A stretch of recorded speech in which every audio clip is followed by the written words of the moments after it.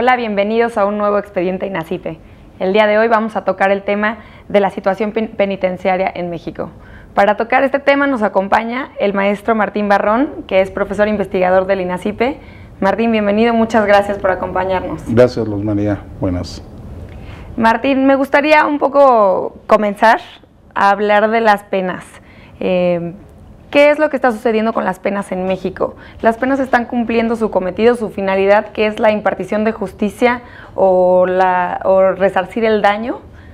Bueno, el gran problema con las penas de prisión es que hoy en día en nuestro país hay un incremento desmedido de la pena de prisión.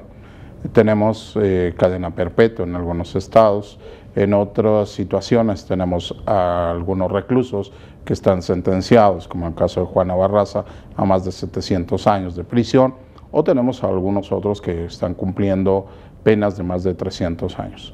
La situación de este tipo de penas es que, a final de cuentas, ninguna persona en principio va a poder cumplir con esa pena. Segundo, tampoco nos va a ayudar a poder reparar todos los perjuicios que pudiera haber a nivel social. Por eso hay quienes insisten en buscar penas alternativas a la prisión. ¿Por qué razón también buscar penas alternativas a la prisión? Es para no seguir enviando, tal y como con la reforma penal del 2008 se habla, de que la pena de prisión debe ser la excepción y no la regla. Entonces, lo que debemos de buscar es cómo recomponer un poco el tejido social entre la víctima y el victimario. Entonces, tenemos que volver a todo lo que son los medios alternos de resolución de conflictos. Entonces, hay dos formas de volver a restablecer y de restablecer el tejido social y de no seguir incrementando penas. No existe ningún tope en México de penas, o sea, le pueden poner las penas que vaya sumando el cúmulo de delitos que haya cometido una persona. Sí, claro, ese es precisamente el caso de Juana Barraza Samperio, a quien fue sentenciada por 16 homicidios y 12 robos. Y la pena excede más de los 750 años de prisión. Entonces, ¿por qué razón?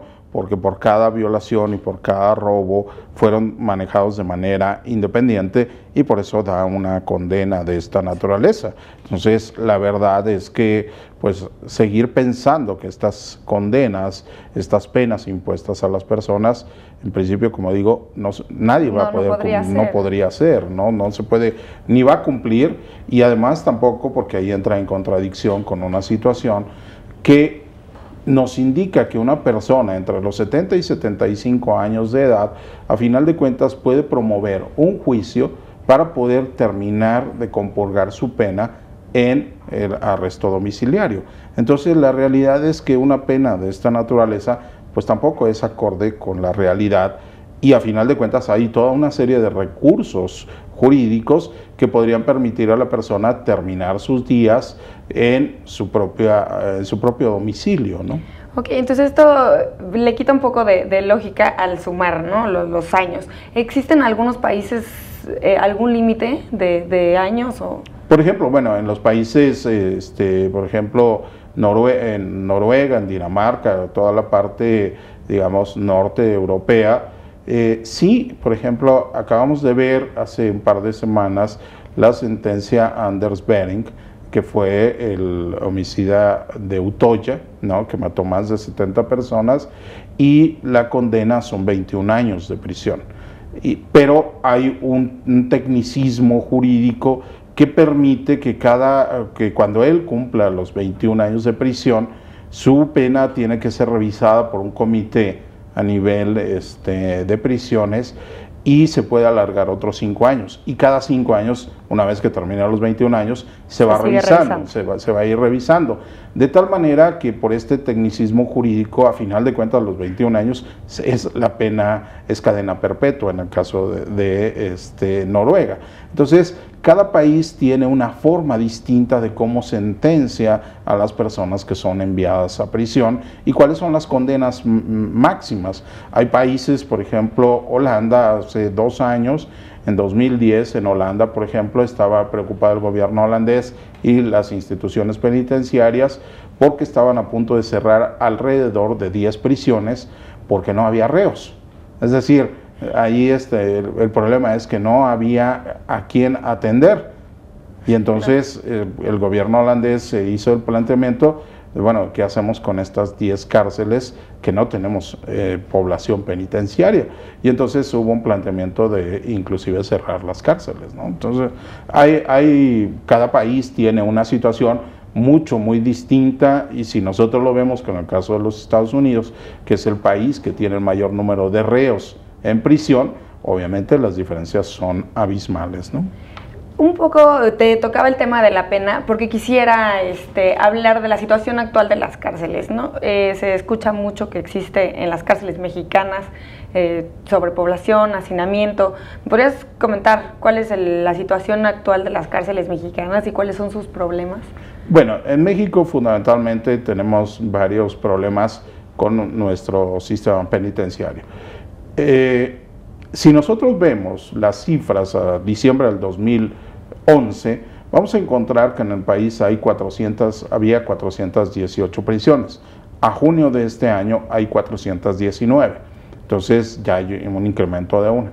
Esto podríamos pensar que son muchas cárceles, pero si nosotros vemos comparativamente con el año de 1995, por ejemplo, vamos a encontrar que en el país había 455 prisiones. Es decir, ha disminuido el número de prisiones en el país, digamos, en los últimos años, a tal grado que la cifra más baja es precisamente la de diciembre del año pasado, el 2011, y en total la capacidad, digamos, de estas 418 prisiones era para alrededor de 185,000 presos, es decir, son los espacios que están construidos. Sin embargo, al año pasado, a diciembre, teníamos alrededor de 230,000 presos. Por lo tanto, casi son alrededor de entre 45 y 50,000 personas que están sobrepoblando las prisiones en el país.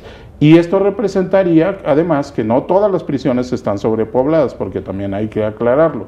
Casi a junio de este año se hablaba de 266 prisiones, de esas 419 que hay. A final de cuentas, de todas maneras, es más de la mitad que está sobrepoblada. Pero suena un poquito contradictorio. Habiendo tanta sobrepoblación en las cárceles, ¿por qué disminuyeron? ¿Por qué se redujo el número de cárceles?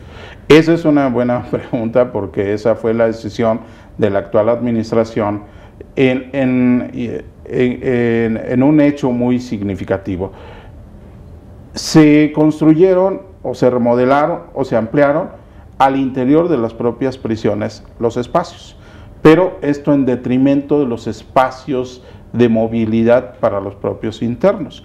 Es decir, se construyen más espacios en las cárceles donde ya se habita, y se meten a más reos. Como más dormitorios, pero quitan espacios de los libres. Exactamente. Bueno.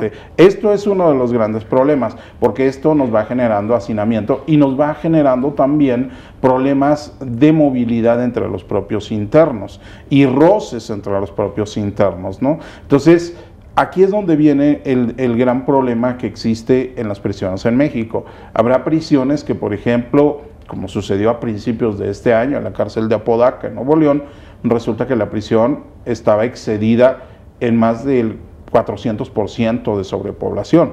Entonces, hay prisiones en que tienen poca sobrepoblación, y hay prisiones como la de Apodaca en que la sobrepoblación es excesiva, ¿no? Entonces, aquí es donde viene uno de los terribles problemas de la sobrepoblación, porque la sobrepoblación nos va a generar, aparte del hacinamiento, nos va a generar motines, nos va a generar fugas, nos va a generar conflictos entre los propios internos, y entonces viene el gran problema. ¿Cómo voy a atender a los internos? Sobre todo teniendo en cuenta que algunos están procesados y otros están sentenciados, y que el tratamiento penitenciario técnicamente solo se le da a las personas que están sentenciadas, no a los procesados. Entonces, los procesados quedan en una especie de limbo penitenciario porque no pueden recibir ningún tipo de tratamiento.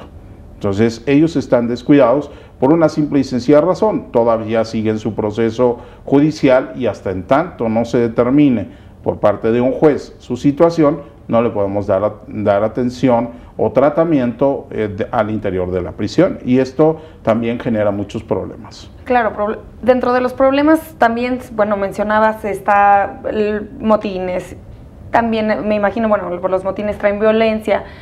Yo he escuchado que hay adicciones, que eso es verdad. ¿Cómo entran, cómo pueden estar en adicciones los reclusos si se supone que hay controles? Ahí es donde viene uno de los grandes problemas que existen en las prisiones, y no solamente en las prisiones mexicanas en términos generales. En las prisiones hay un enorme tráfico de drogas, de alcohol, de prostitución y de otra serie de situaciones que se dan de manera casi natural. Yo, por ejemplo, con algunos directores de reclusorios con los cuales he platicado, me dicen, bueno, es que ¿cómo puedo mantener una población? Si una cárcel fue diseñada para 2,000 internos, por poner un ejemplo nada más, y tengo 6,000, ¿cómo voy a mantener a una población tranquila, apaciguada? Y entonces muchos se hacen de la vista gorda, ¿no? O sea, ese es literalmente.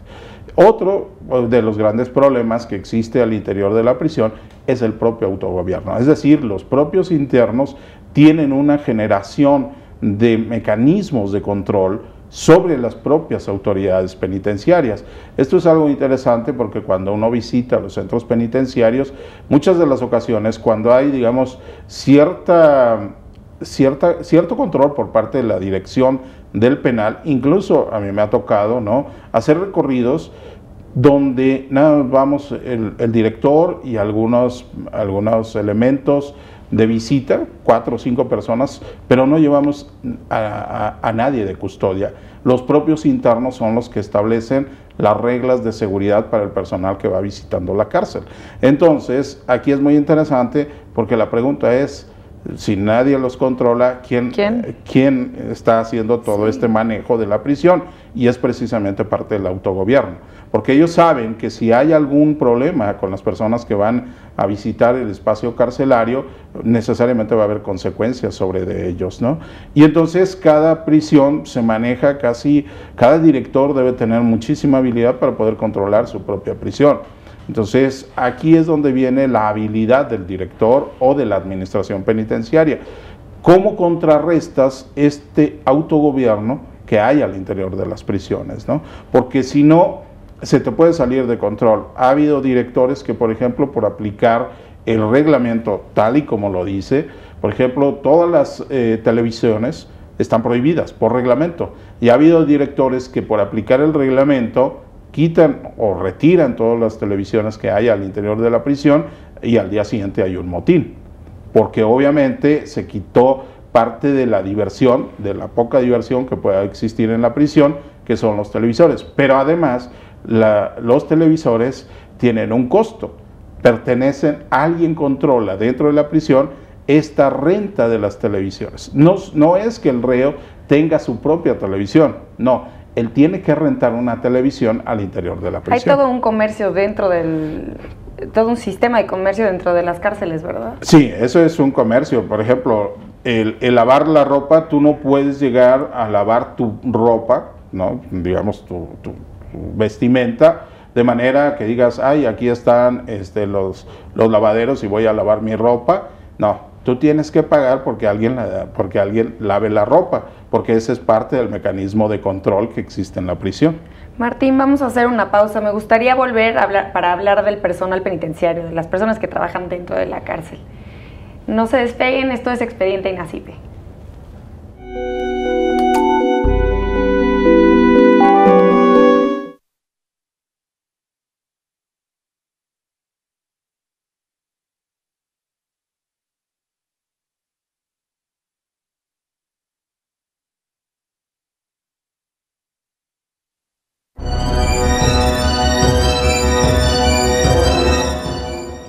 Gracias por continuar con nosotros, esto es Expediente INACIPE. Les recordamos que pueden estar en contacto con nosotros a través de las redes sociales que aparecerán en sus pantallas, así como en nuestro Twitter, que es @expediente_. Estamos hablando de la situación penitenciaria en México.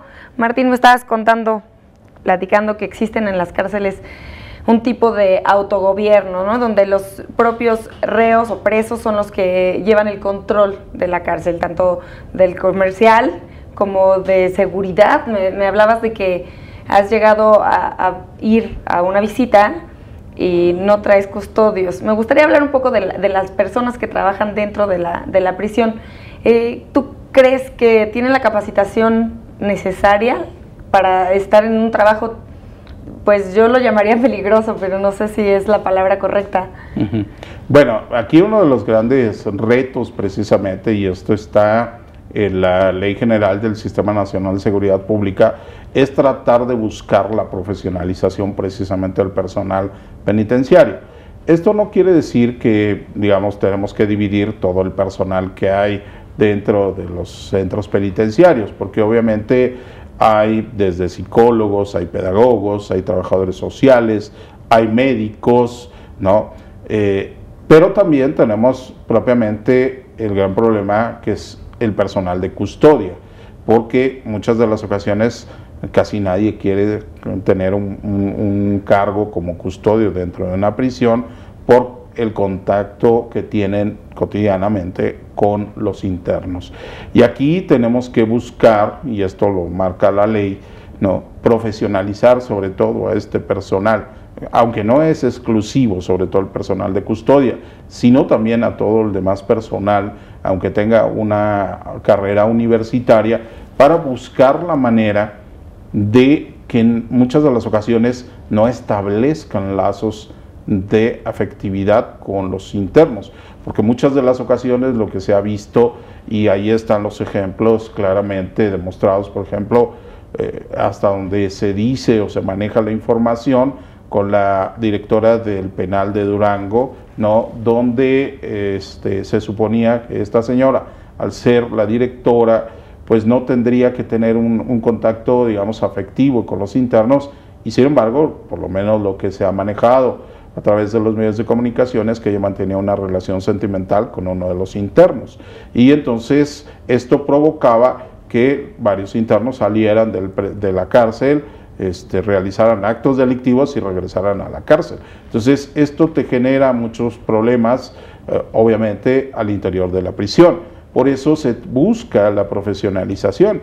Yo sostengo que ahora, dadas las condiciones del cambio, de la reforma, el talón de Aquiles de la reforma del 2008 es precisamente el sistema penitenciario, porque es el sistema, digamos, a final de cuentas, el último gran eslabón, pero es el más débil de toda la cadena. No importa que nosotros logremos un proceso de reforma eficiente, si a final de cuentas una de las partes más endebles es el sistema penitenciario. Entonces ahí es donde creo que todavía tendremos que apostarle, y será una enorme labor buscar cómo revertir todos estos problemas de la profesionalización del personal penitenciario. Y aparte de profesionalización, es importante el control de confianza, ¿no? Estas personas están sometidas a controles de confianza porque, bueno, de las cosas que se deberían de buscar es evitar la corrupción, que sabemos que existe. Sí, pero dentro de la prisión, por ejemplo, lo que es visible es un nivel de corrupción muy alto, porque, por ejemplo, están prohibidos los celulares, sin embargo, los internos tienen celulares. Están prohibidas las televisiones, los televisores, pero a final de cuentas hay televisores, ¿no? Y hay un comercio. Se supone que también no debería haber, sobre todo en cárceles masculinas, por ejemplo, personal femenino. Sin embargo, existe un ejercicio o hay un comercio de prostitución bastante grande en los reclusorios, e incluso en el Distrito Federal la Comisión de Derechos Local descubrió toda una red de prostitución al interior de varios reclusorios del Distrito Federal. Entonces, esto, a final de cuentas, pues es algo cotidiano, ¿no? Y acabar con ello es bastante complejo, porque hay muchísimos intereses detrás de todo esto, pero también tendríamos que ver cuáles son las consecuencias de privar, por ejemplo, a un adicto, de privarlo sin ningún tratamiento de por medio, de privarlo literalmente del consumo de drogas. Si no tiene un tratamiento adecuado para este proceso de, digamos, de supresión de la droga, entonces esto te puede generar también problemas al interior. Que justo como lo platicas, pareciera que es un círculo, ¿no? Que, que no se puede romper porque las leyes, bueno, lo que dicen, las reglas de las instituciones penitenciarias, dicen que no se pueden hacer muchas cosas, pero en el momento en que las aplicas, se rompe el orden en todos estos lugares, ¿no? Sí, y esto te va a generar problemas. Te genera problemas desde los propios motines, desde los propios enfrentamientos entre los grupos rivales, pero también tenemos ahora un gran problema. El gran problema es que dentro de las prisiones mexicanas, con toda la lucha contra el narcotráfico, ¿no?, que existe en el país, muchos reos están no solamente por delitos federales, sino también por consumo de drogas y obviamente pertenecen a distintas agrupaciones de los cárteles de la droga y llegan a final de cuentas al interior de la cárcel y controlan la cárcel.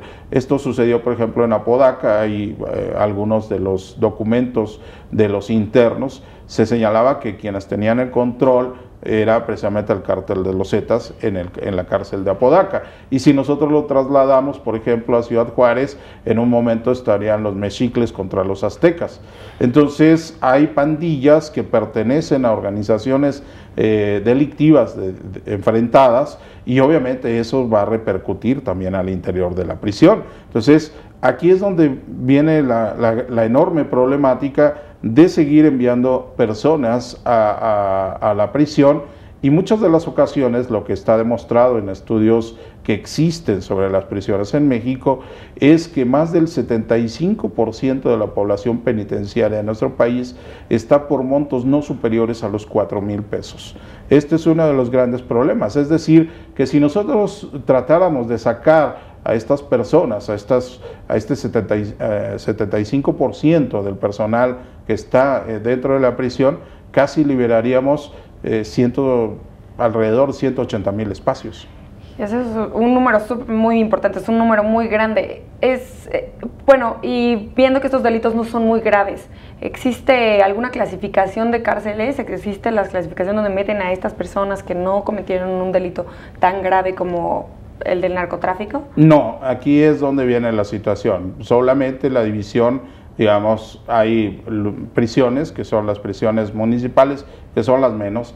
Las prisiones estatales, algunos los clasifican de mediana seguridad o de mayor seguridad, y a final de cuentas tenemos las cárceles de máxima seguridad, donde única y exclusivamente, técnicamente, van personas vinculadas a la delincuencia organizada.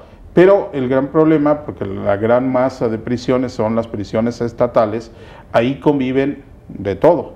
Es decir, desde alguien que robó 3,000 pesos hasta en otra área de la prisión, probablemente estén personas vinculadas al narcotráfico.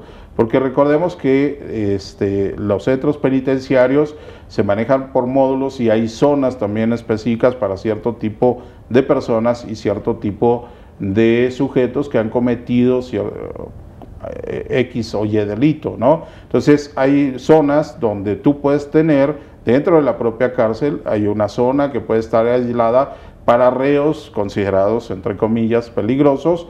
Habrá otra zona donde estarán, por ejemplo, todos los funcionarios públicos, es decir, personas que cometieron algún delito vinculado con la administración pública de cualquier orden o naturaleza, pero también a lo mejor estarán los agentes de policía que cometieron algún delito, y los tenemos que tener separados. ¿Por qué razón? Porque ellos serían vulnerables con respecto de la demás población penitenciaria.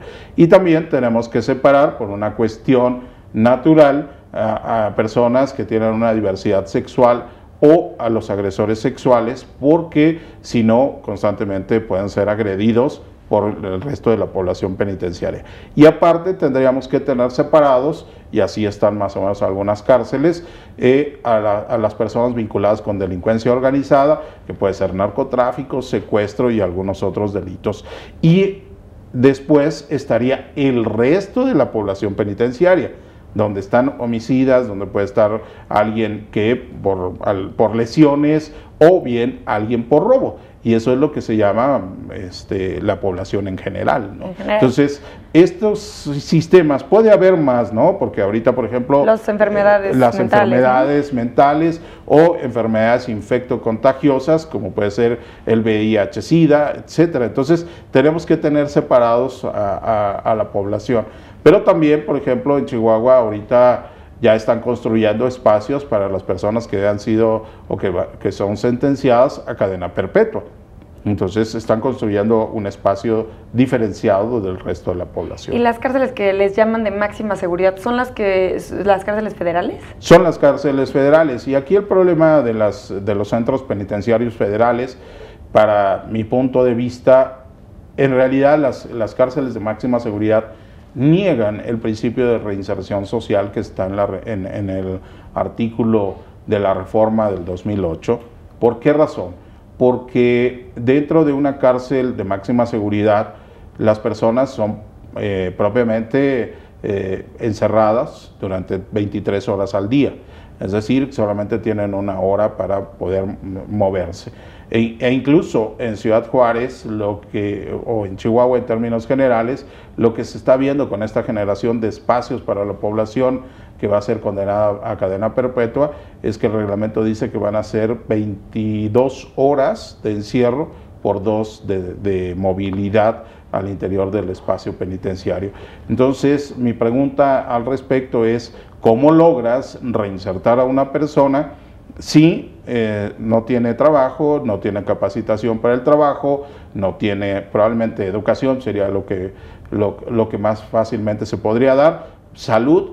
Porque aquí el problema es que una persona que está encerrada más de 20 horas, digo, cualquiera de nosotros, inclusive cuando estamos enfermos, el hecho de estar inclusive en tu propia casa te puede poner todavía más enfermo. Y aquí es donde vienen los problemas, no solamente de salud física, sino también de salud mental, sobre todo para este tipo de personas. Aquí es donde se contrapone, por un lado, toda esta doctrina de respeto a los derechos humanos, y por otro lado, sí, esta parte de las penas excesivas de prisión, ¿no? Ese es el punto que quería tocar, lo de los derechos humanos. ¿Los derechos humanos se cumplen en las prisiones? ¿Se está tomando en cuenta esta figura para implementarlo dentro? ¿Se cumplen con los derechos humanos de los prisioneros, de las familias de los prisioneros?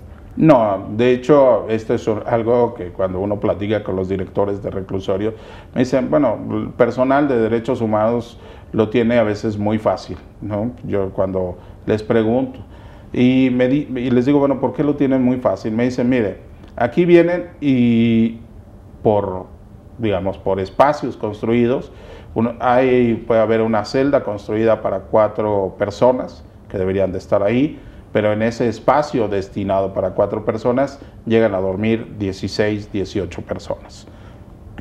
¿Cómo le hacen? ¿No? ¿Dónde? ¿No? Obviamente en el piso hay algunos que le llaman, por ejemplo, a quienes duermen propiamente en la taza del sanitario, le llaman el pensador. Luego hay otros que les llaman los vampiros, que son las personas que duermen atadas con una sábana o con una cobija o con su propia ropa por debajo de las axilas, y son atados a la reja para que puedan dormir de pie. Eso, por supuesto, que es violatorio de todas las garantías o todos los derechos humanos que se quieran, ¿no? Y muchos de ellos, en ocasiones, están procesados, ni siquiera están procesados. Entonces, aquí vienen estas contradicciones. Hay quienes, obviamente, también duermen en el piso, hay quienes duermen junto a las letrinas, hay quienes duermen donde se pueda. O sea, eso a todas luces es violatorio. Y cuando los directores o el personal de derechos humanos dice, bueno, es que esto es un trato que no se puede dar a una persona, pues dicen, bueno, ¿y qué quiere que haga? O sea, yo no tengo más espacios. Es que usted debería de pedir, pues ya lo hemos pedido en tantas y tantas y tantas ocasiones, y aquí están los oficios. Pero pues eso no sirve para la atención a los internos. Esto es una contradicción porque por un lado nosotros pensamos en sancionar, o se piensa en sancionar a una persona que cometió un delito, pero pues lo único que técnicamente está privado es de su libertad y de ciertos derechos políticos y sociales, pero lo demás no está privado de eso. Sí, salud, alimentación, debería de estar. Exactamente. ¿Y qué pasa con las cárceles femeniles? Bueno, ¿Corren la misma suerte? Corren la misma suerte, o sea, no hay, digamos, sí hay diferencias, hay varias tendencias con las cárceles de mujeres, digamos, y esto también depende del estilo de cada directora o director de los centros penitenciarios femeniles. Algo sí que es muy visible en las cárceles de mujeres, es que, por ejemplo, muchas mujeres son abandonadas por la familia. Esto no sucede a veces con los hombres. Con los hombres en las cárceles donde la población es masculina, generalmente va la mamá, si es que vive, va la esposa, incluso va la amante, van a visitas, ¿no? Y en el caso de las mujeres, digamos, haciendo recorridos en los centros penitenciarios femeninos, algunas de las ocasiones las mujeres son abandonadas por la familia, es decir, por el esposo, por la mamá o en términos generales por la familia, es decir, no van. Obviamente hay una tendencia a esto, pero no quiere decir que sea, digamos, la regla. Tendríamos que ir viendo también, puede haber casos excepcionales donde en centros penitenciarios las mujeres sí son visitadas por sus familiares, pero esto depende incluso también del entorno social y de los tipos de delitos. Hoy en día, obviamente, lo que tenemos en muchos centros penitenciarios son chicas o son mujeres que en realidad ellas propiamente no cometieron algún delito, pero su pareja, su novio, era el que estaba trasladando droga hacia algún punto del país y curiosamente él logra evadirse y la que propiamente compurga la pena va a ser la mujer, porque no tiene posibilidades de. Y muchas de las ocasiones son simplemente el gancho, ¿no? No quiere decir que todas las mujeres van a entrar en esta categoría, pero sí hay una buena cantidad de mujeres que no tenían ningún Estaban vínculo. En el lugar incorrecto de la no hora. tenían ningún vínculo, sino simplemente el novio o la pareja en ese momento sentimental las involucró en cuestiones de ¿Y narcotráfico. qué pasa con las mujeres que tienen hijos pequeños, muy pequeños? Me refiero a bebés, lactantes y así. Bueno, hay espacios dentro de la prisión donde las mujeres pueden convivir con ellos hasta cierta edad. Después les son retirados, ¿no?, del espacio penitenciario, porque eso también es violatorio de muchas cuestiones de derechos humanos, porque el menor obviamente debe estar cerca de su mamá, pero muchas de las ocasiones, ¿qué es lo que resulta? La pena es muy larga y el menor ya no puede estar ahí después de cierta edad. Por ejemplo, en algunos casos se manejan entre 3 y 5 años, más o menos es un promedio, para que el menor ya no esté ahí, ¿no? Cuando ya el menor puede caminar, se puede valer por sí mismo caminando y hacer ciertas actividades, se lo retiran, ¿no? Esto obviamente genera a las mujeres un proceso depresivo y esto también trae toda una serie de aspectos de violencia también al interior de la prisión, porque bueno, pues las mujeres están pensando en su hijo y bueno, entran en conflicto con otras internas. Pero también, al igual que las prisiones masculinas, bueno, hay parejas también por cuestiones de la convivencia también a veces natural que se da. Hay muchas mujeres que tienen parejas mujeres, es decir, se da una relación lésbica al interior de las prisiones femeninas, como también en las prisiones masculinas, internos que comercian con su cuerpo, ¿no? Entonces, esto también es otra situación y esto también va a generar problemas de enfermedades infectocontagiosas, ¿no? Sí, claro, por la necesidad de pues, vínculos afectivos y sexuales, ¿no? Sí. Martín, muchísimas gracias. Vamos a dar una pausa y continuaremos. Sigan con nosotros, estamos en Expediente INACIPE.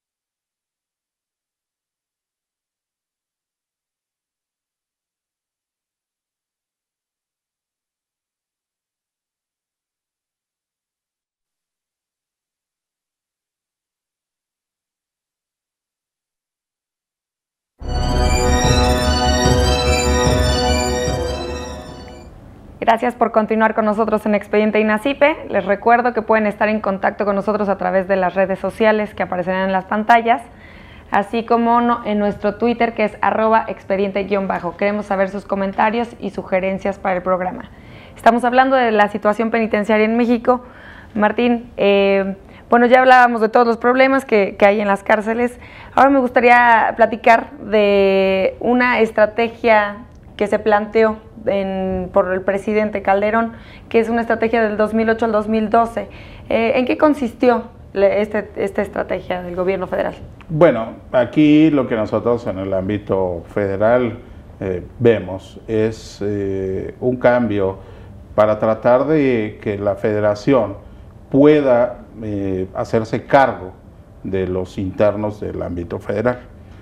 Este cambio trae como consecuencia la creación o ampliación, en algunos casos, de los centros federales, ¿no? Y aquí es donde vienen también cambios, no solamente en los centros federales, sino particularmente en las Islas Marías. Este es uno de los cambios más importantes. A partir del año 2010, las Islas Marías dejan de ser lo que se conocía anteriormente como una colonia penal. Este concepto de colonia penal implicaba que los internos que eran enviados a las Islas Marías podían tener a sus familias, algunos de ellos podían tener, dependiendo de los estudios que se hicieran, tener a sus familias, sus hijos, trabajar y tener propiamente una vida, digamos, con su familia dentro de las Islas Marías. ¿A qué se debían este tipo de beneficios? Este tipo de beneficios dependía propiamente del estudio de los propios internos, y muchos internos que eran enviados a las Islas Marías, pues era porque tenían cadenas, digamos, de cierto tiempo. Había internos, hay algunos que tenían más de 190 años de prisión, algunos fueron enviados allá, pero su comportamiento y los estudios que se hicieron en su momento permitía suponer que ellos no iban a causar, digamos, ningún tipo de problemas en la socialización dentro de las Islas Marías. Había otros con penalidades bajas. Por ejemplo, no se admitía, de acuerdo al reglamento, a internos que consumieran drogas, ¿no? Pues fundamentalmente marihuana, porque si no, lo que iba a suceder es que dentro de las islas a lo mejor buscaban algún espacio para sembrar marihuana, y bueno, pues esto iba a ser complicado, ¿no? Entonces, las Islas Marías, que se crearon desde 1905 y que abrieron sus puertas a partir de 1908, ya con la primera llamada cuerda, propiamente a lo largo del siglo XX se convirtió primero en una cárcel política, eran enviados aquellos que se oponían al gobierno. Después hay historias, digamos, negras sobre las Islas Marías, pero a partir de 1973-76, con la reforma penitenciaria que hubo en esos años, cambia y pasa a ser una administración propiamente ya de naturaleza civil. Y el nuevo cambio está en el 2010, cuando desaparece como colonia penal. Y ahora el gobierno federal lo ha convertido, pues, en un complejo penitenciario. Es decir, ya no se va a permitir en las Islas Marías que los internos tengan a su familia. Por eso el cambio de denominación a complejo penitenciario Islas Marías es que las Islas Marías se van a convertir propiamente en una prisión de ultramar, ¿no? Este es un concepto, curiosamente, de mediados del siglo XVII, ¿no? Cuando se hablaba de las prisiones ultramar, y era deshacerse propiamente de las personas, enviándolos a esta reclusión. Pero se va a convertir propiamente en una prisión ya no digo yo de máxima seguridad, sino de ultramáxima seguridad. ¿Por qué? Porque el complejo penitenciario pues está aislado de la costa, del continente, ¿no? Para viajar pues se tiene que tomar avionetas, se tiene que tomar un barco para poder llegar a las Islas Marías. Entonces esto va a generar, desde mi particular punto de vista, toda una serie de problemas también con los internos, porque ellos se van a sentir cada vez más aislados, y el proceso de represión sobre ellos obviamente va a ser mucho mayor, porque el control que se vaya a tener sobre ellos debe estar perfectamente vigilado, en este caso por la Comisión Nacional de Derechos Humanos, ¿no? Para ver si estábamos hablando que los internos puede haber violaciones a los derechos humanos, no sé, en el complejo penitenciario de Las Marías. Entonces hay un replanteamiento de esta situación y obviamente entiendo que hay una política de sancionar con penas cada vez más excesivas a la población o a las personas que están vinculados a la delincuencia organizada. ¿Y estando tan alejados, aplicaría el concepto de reinserción social?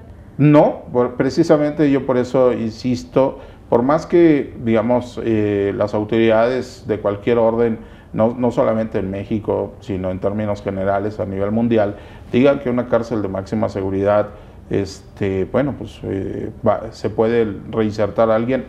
Yo no creo que se pueda reinsertar a nadie, porque la reinserción lo que busca es que una persona, una vez que compurga su pena, se vuelva a integrar a la sociedad, pero mediante otra serie de criterios que tú tuviste que haberles dado dentro de la prisión. Es decir, por eso los 5 criterios, que es trabajo, capacitación para el trabajo, educación, salud y deporte. Esos son los criterios de la estrategia. Esos son los criterios que están planteados en la reforma penal del 2008, ¿no? Que cambiamos de un concepto de readaptación, que es un concepto donde se pretendía modificar la personalidad, la conducta de los internos, que este es un concepto casi eminentemente psicológico, ¿no?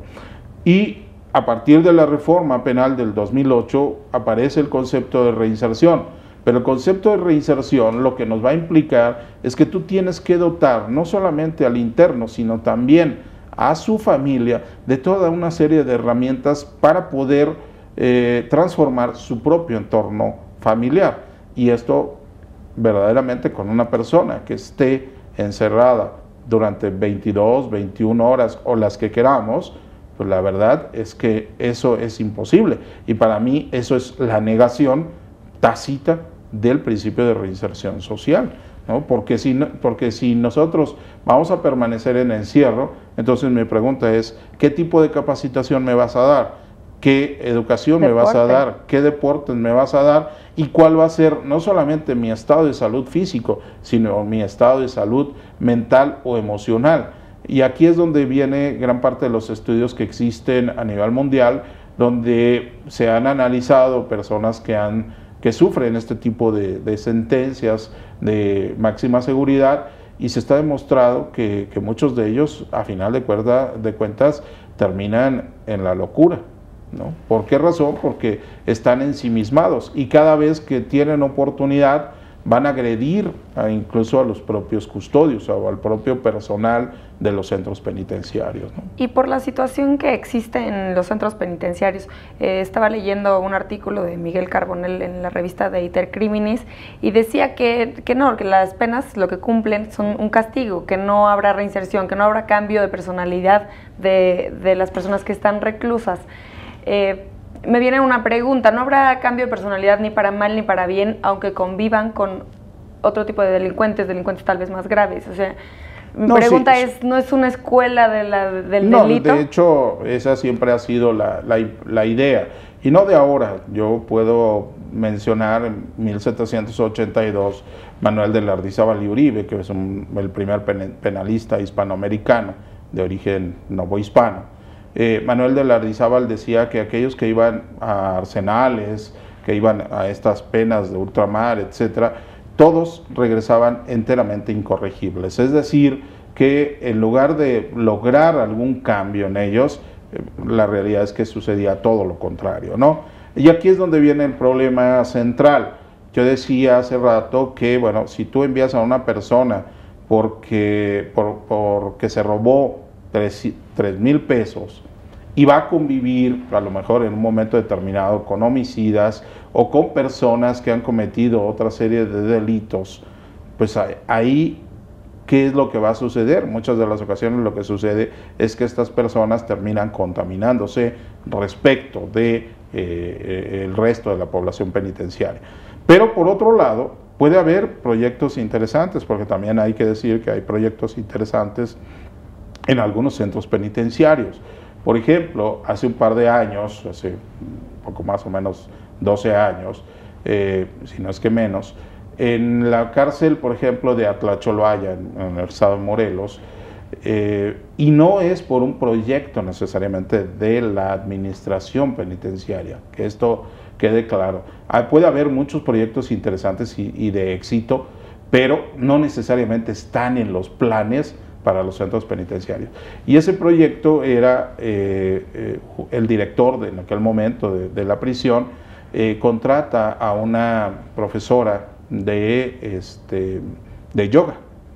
Y esta profesora les empieza a dar clases de yoga a varios internos, ¿no? Y obviamente son rechazados por el resto del personal, porque decían que, bueno, quien hacía yoga pues, propiamente era homosexual, ¿no? Estaba asociado en estas cuestiones culturales, y resulta que varios internos salen, ¿no?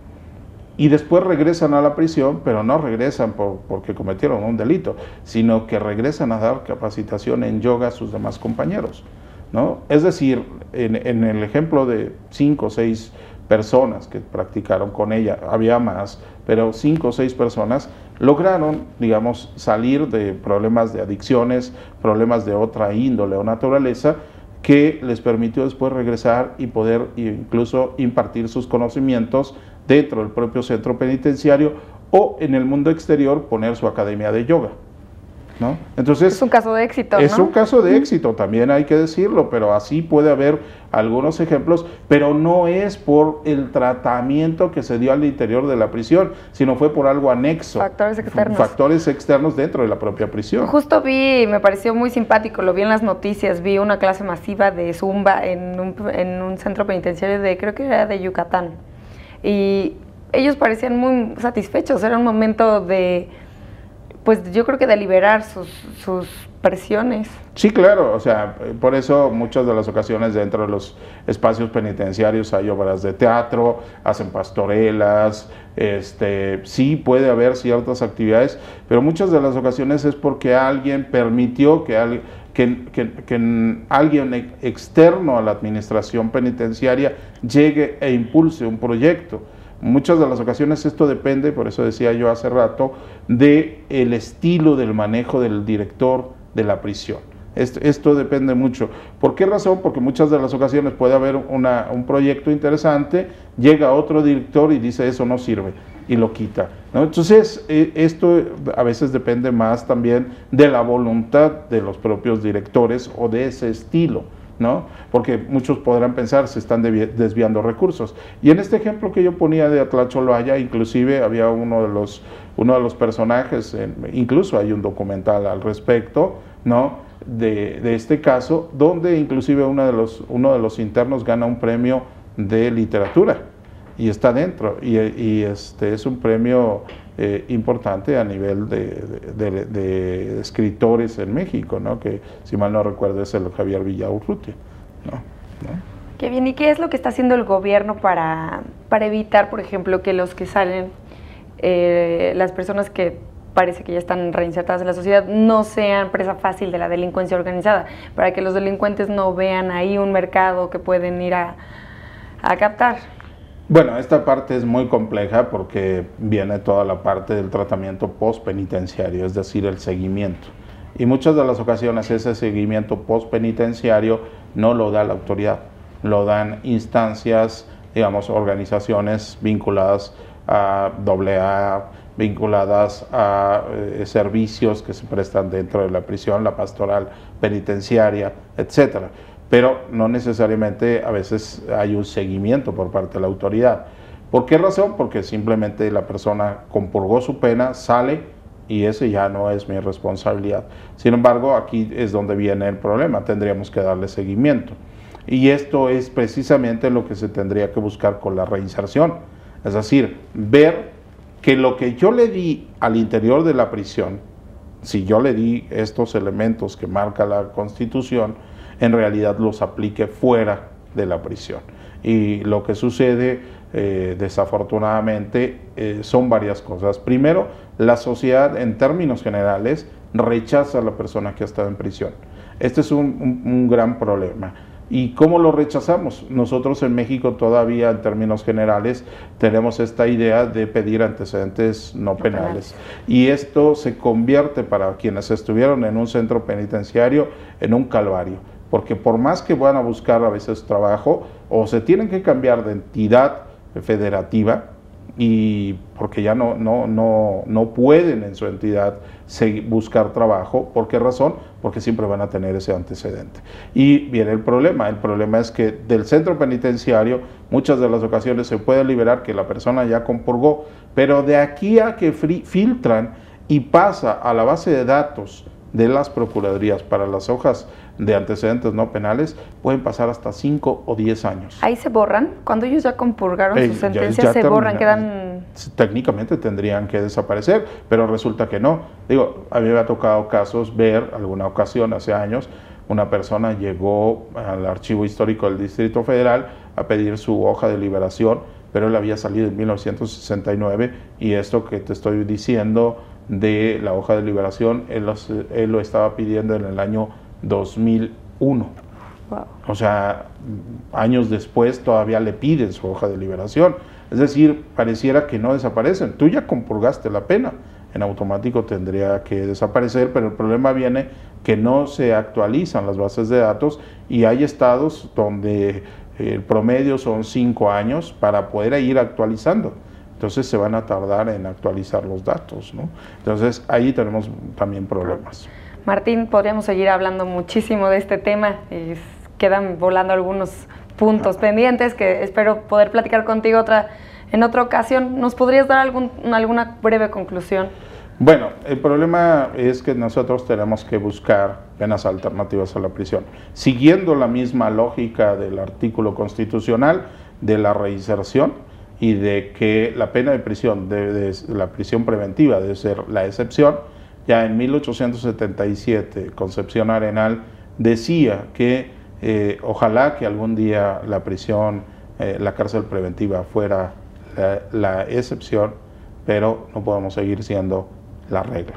Aquí es donde nosotros tenemos que revertir muchas cosas también de la pena de prisión para poder cambiar y tenemos que buscar alternativas penitenciarias, no hay de otra. Si no, ahora como yo digo, el nuevo compañero de andanzas del sistema penitenciario es la reinserción y a final de cuentas tenemos que empezar a pensar cuál va a ser la prisión del futuro, porque si no cambiamos ahorita, de aquí a unos cuantos años más, una buena parte de la población va a crecer dentro del encierro penitenciario.